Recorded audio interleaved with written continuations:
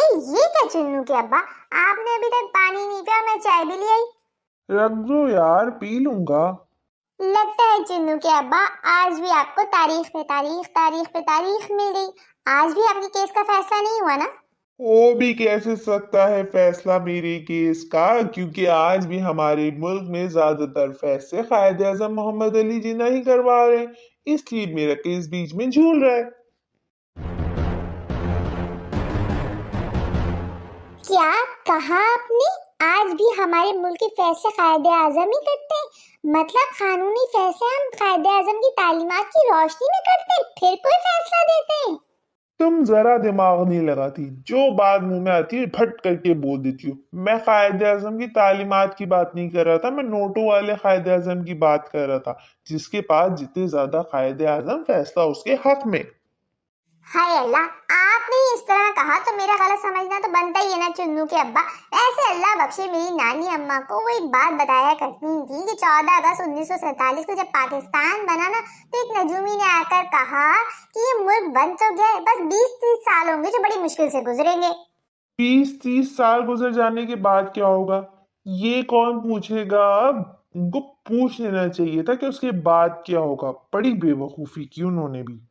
हाय अल्लाह, इतनी कोई बेवकूफ समझ के रखा है मेरी नानी अम्मा को? सब कहते हैं कि मैं पूरी की पूरी अपनी नानी अम्मा पे गई हूँ। उन्होंने नजूमी से सब पूछा था, नजूमी ने उनको सब बताया था कि 20-30 साल होंगे जो बड़ी मुश्किल से गुजरेंगे, फिर इंसान को आदत हो जाएगी इन मुश्किलात में रहने की। अगर तुम्हारे ड्रामे खत्म हो गए हों शबनम बीबी, तो मैं कुछ देर आराम कर लूं, या अभी भी कुछ कहना बाकी है तुम्हारा? हाय अल्लाह, फैसला आपको कोर्ट वालों ने नहीं दिया और आप मुझ पे दबे रहते। वैसे मैं एक बात सोच रही हूँ कि अगर आज कायदे आजम जिंदा होते तो वो हमें दोबारा आजाद कराने का नहीं सोच रहे होते। पहले उन्होंने हमें अंग्रेजों से आजादी दिलाई, अब वो सोच रहे होते क्यों ना पाकिस्तानी अवाम को पाकिस्तानी हुक्मरानों से आजाद कराया जाए, है ना? वैसे बनता तो यही है शबनम, जो मुल्क के हालात चल रहे हैं ना, उस हिसाब से देखा जाए तो दूसरी दफा आजादी भी हमारी ही बनती है। लेकिन इस दफा हमें आजाद कराएगा कौन?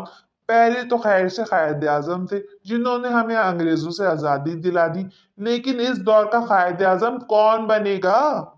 और अगर कोई माँ का लाल कायदे आजम बनने की कोशिश भी करेगा ना, तो लोग उसे बनने नहीं देंगे शबनम बीबी, इस डर से कि कहीं कोई नया इनकलाब ना आ जाए, कोई आजादी ना तलब कर ले। लोग यहाँ सच बोलने पे सर कुचल देते हैं, तो कायदे आजम क्या खाक बनने देंगे?